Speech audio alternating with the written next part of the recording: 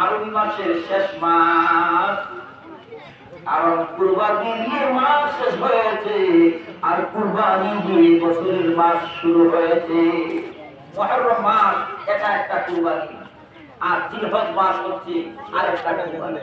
জিলহজ মাসে আমরা পশু কুরবানি দিয়েছি, আর মুহররম মাসে আমার নবীর দুই পুত্র আহলে বায়তের সদস্য ইমাম হুসাইনকে আমরা কুরবানি করেছি। কারণ কুরবানি দিয়ে বছর শুরু আর কুরবানি দিয়ে বছর শেষ।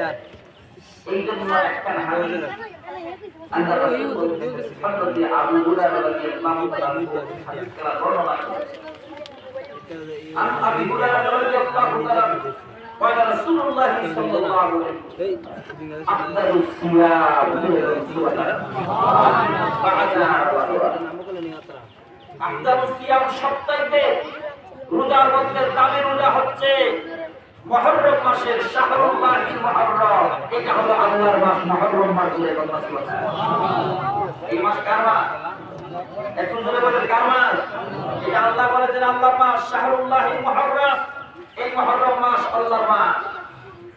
আফদালুস সিয়াম সপ্তাহে দামি রোজা বাদা রমাদান, রমজান শরীফের মধ্যে যে সপ্তাহে রমজানের পরে যে রোজা দামি রোজা এই মুহররম মাসে জুড়ে কথা সুবহানাল্লাহ। আফদালুস সিয়াম বাদা রমাদান ওয়া আফদালুস সালাত, আর সালাতের মধ্যে নামাজের মধ্যে সবচেয়ে দামি নামাজ হলো সালাতুল ফারিদা। ফরজ নামাজের পরে বাদা সালাতুল ফারিদা, ফরজ নামাজের পরে সবচেয়ে উত্তম সালাত, উত্তম নামাজ হলো সালাতুল লাইল, যেটা কিয়ামুল্লাহ তাহাজ্জুদের নামাজ।